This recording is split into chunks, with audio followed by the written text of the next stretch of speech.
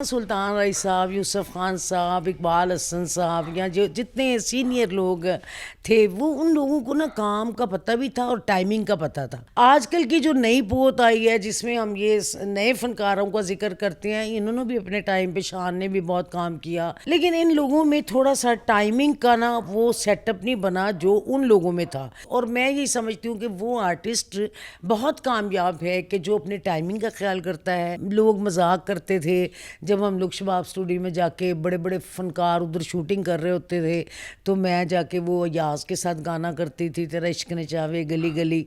तो लोग डार साहब को भी ये कहते थे, यार डार साहब को क्या हो गया।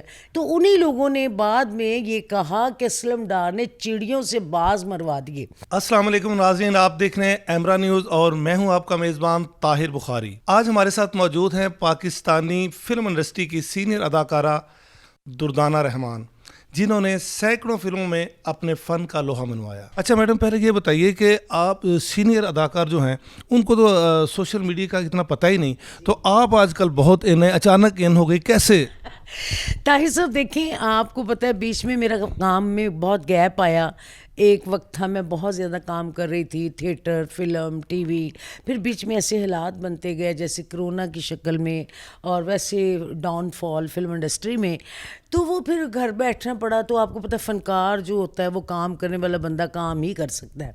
फिर मैंने ऐसे बैठे बैठे सोचा मैं कि मैं कुछ ना कुछ करूं।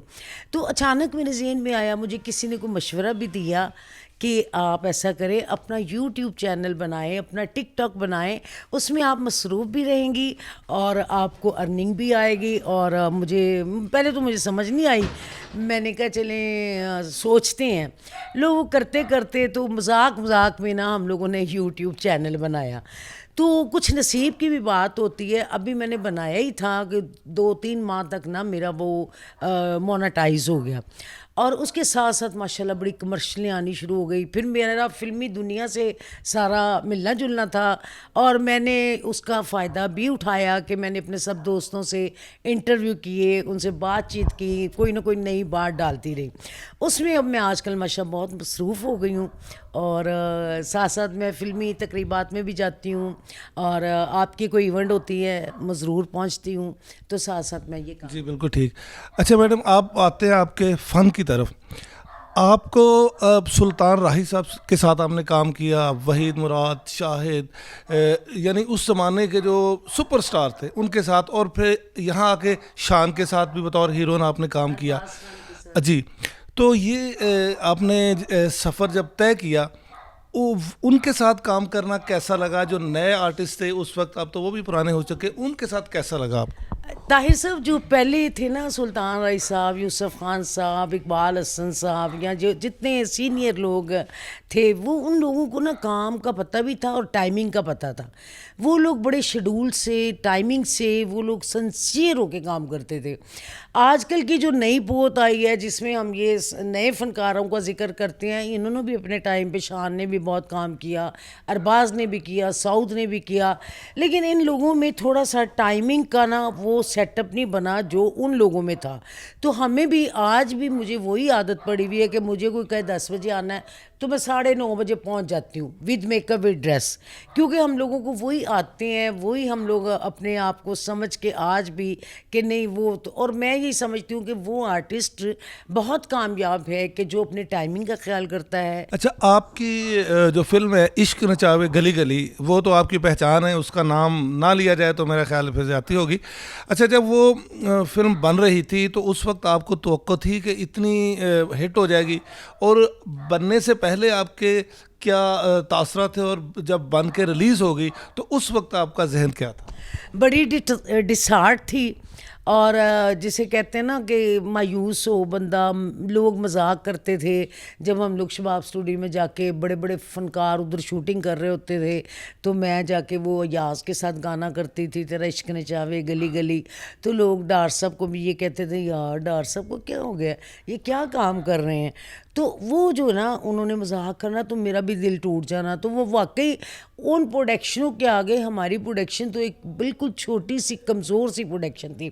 लेकिन उसके डायरेक्टर असलम डार साहब थे, वो बहुत बड़े प्रोड्यूसर, डिस्ट्रीब्यूटर, डायरेक्टर थे, और उन्हें अपने आप पे यकीन था, अपने सब्जेक्ट पे, अपने म्यूज़िक पे इतना कॉन्फिडेंस था।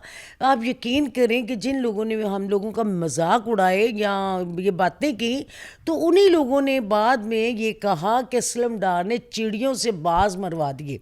यानी बड़ी बड़ी कास्ट की फिल्में फ्लॉप हो गई, और ये एक छोटी सी फिल्म इश्क नचावे गली गली से अयाज नाइक और मैं, और ये फिल्म सुपर हिट हो गई। अच्छा, अय्याज नाइक से मुझे याद आया कि क्योंकि आपने उनके साथ काम किया है, फिल्में की है, तो अय्याज नाइक उस वक्त बड़ा हिट थे, तो फिर अचानक क्यों गायब हुआ? आपके इल्म में है क्या वजह? मेरे जहाँ तक मेरे इल्म में ये है कि जहाँ पे उनकी बातचीत चल रही थी शादी की, और उनके वालिद वालदन बहुत अच्छी थी, मेरी उनसे मुलाकातें भी थी क्योंकि हम इस्लामाबाद शूटिंग करने जाते थे, तो उनसे हमारा राब्ता रहता था।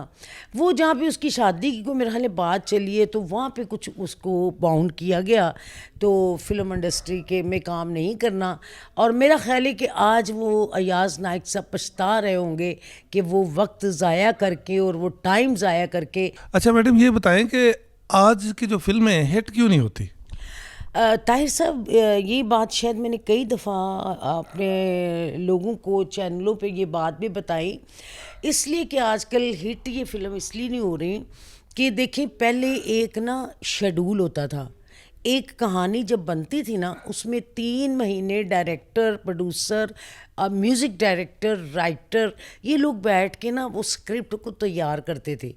फिर समझे 2-3 महीने में म्यूज़िक बनता था कि हर गाना सिचुएशन पे आए, कैसा है। फिर को 3-4 महीने में डेटें शेटें ले कि फ़लाँ एक्टर को लेना है, उसी को लेना है इस रोल के लिए, उसी को सूट करना है तो उसी को लेना है। फिर ये लोग सारा शेड्यूल बना के उन फनकारों को जाके साइन करते थे, उनसे डेटें लेते थे, उनको प्रॉपर तरीके से कि हर महीने की फ़लाँ तारीख में फ़लाँ फ़लाँ एक्टर की हमारे पास डेट्स हैं तो हम शूटिंग करें। जब आप एक स्क्रिप्ट पे इतनी मेहनत करेंगे, एक म्यूज़िक पे इतनी मेहनत करेंगे, और आप अच्छा कैमरामैन लेंगे, अच्छी एक पूरी बना के सेटिंग जब आप उसको पेश करेंगे, तो यकीनन वो चीज़ अच्छी बनेगी।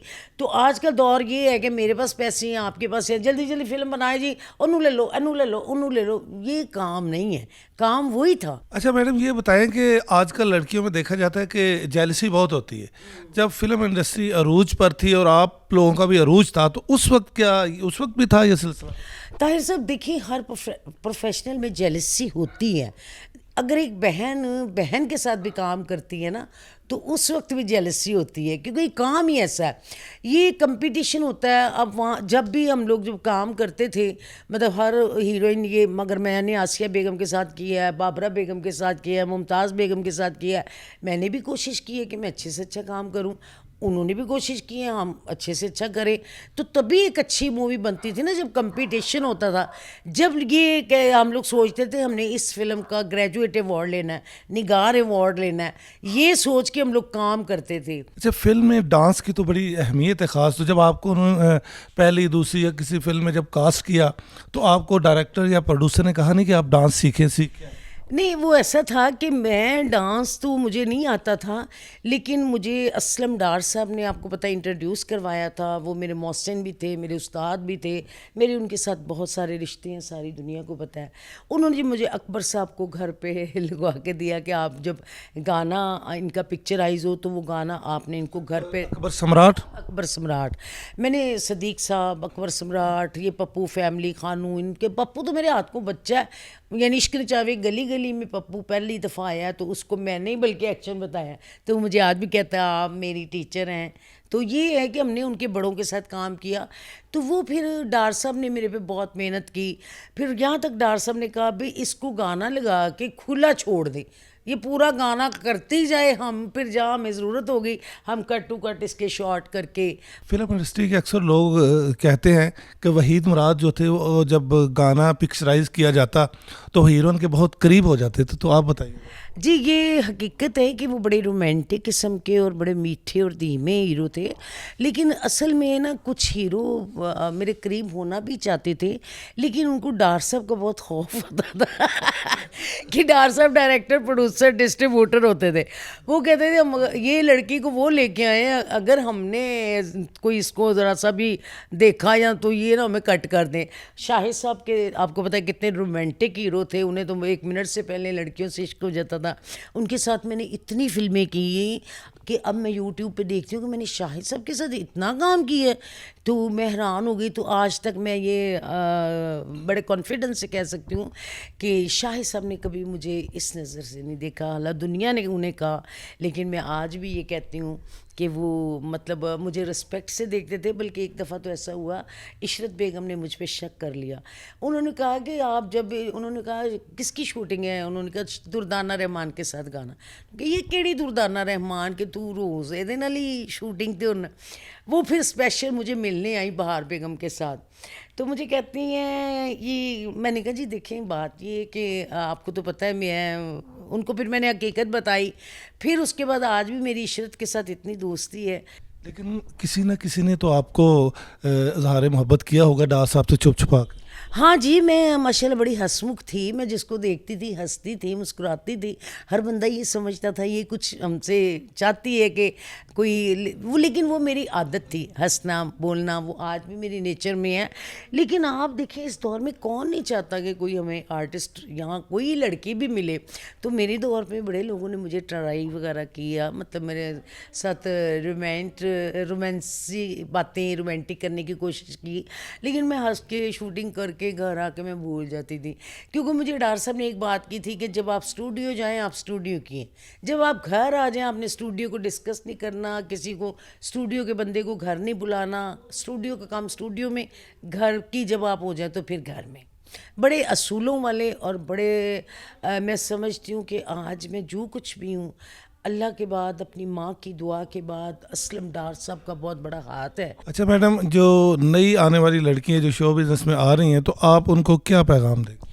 मैं तो उनको सबसे पहले यही पैगाम देना चाहती हूँ कि पहले तो वो अपने काम के साथ बहुत सिंसियर हों, अपने टाइमिंग का बहुत ख्याल रखें और कोशिश करें काम में पूरी लगन से अपना, जैसे आपका वो करैक्टर है वैसा आपका गेटअप हो, वैसे ही आपका सेटअप हो, तो मेरा ख्याल है बहुत कामयाबियाँ मिलती हैं और इंसान देर तक वो फील्ड में चलता है। नाज़रीन, आपने दुर्दाना रहमान की गुफ्तगू सुनी। उम्मीद है कि आप महजूज हुए होंगे। ताहिर बुखारी को दीजिए इजाज़त। अल्लाह निगहबान।